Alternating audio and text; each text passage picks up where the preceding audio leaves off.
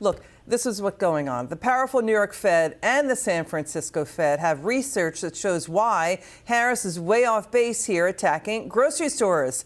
They're saying profit margin gouging is not to blame for higher prices. We need an expert here. Let's bring in economist and TrendMacro Chief Investment Officer Don Luskin. Don, so this is pretty off the wall, Kamala Harris here. She's copying Elizabeth Warren, copying Bernie Sanders. They haven't learned a thing because the New York Fed and San Fran Fed researchers say it's not grocery stores, it's commodity prices. It's, fuel, it's meat inputs, it's wage increases for workers. Liz, I'm not going to take this moment to suddenly start taking the Fed seriously. I think we need to do a little reframe here. The reality is that since just before the pandemic, grocery prices have inflated about the same amount as everything else. Kamala Harris's guilt is she cast the tie-breaking votes for bills that made the price of everything goes up. She wants you to focus on groceries because that makes the problem smaller. Oh, and then she can blame grocers instead of herself.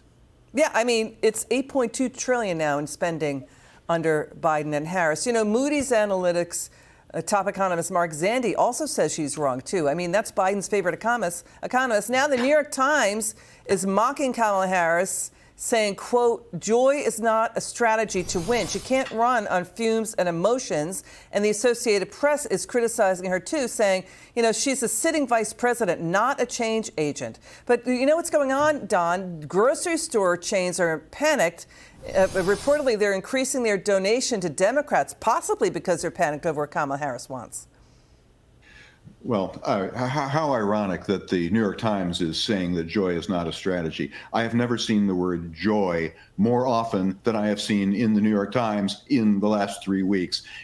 Joy is not a strategy. Joy is a pandering political propaganda slogan that the media is forcing down our throats. Anyone who swallows it deserves what he gets.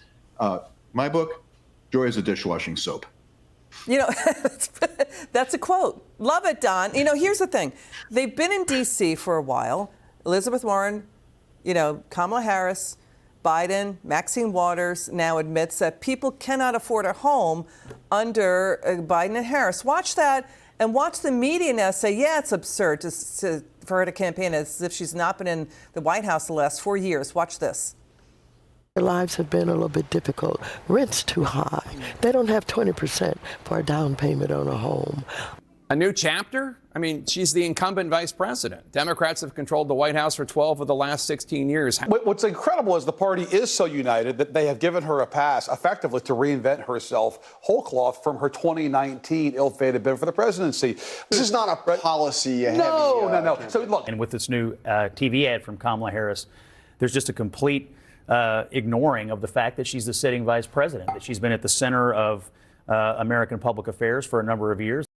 Don, all right, let's just button this. Okay, can you just explain to the viewer how when Trump left office, I think we had 1.4% inflation, 3% mortgage rates, and everything got blown to smithereens when she was tie-breaking vote on about $2 trillion in new spending that triggered inflation and also tens of thousands of new IRS auditors and workers to collect that money.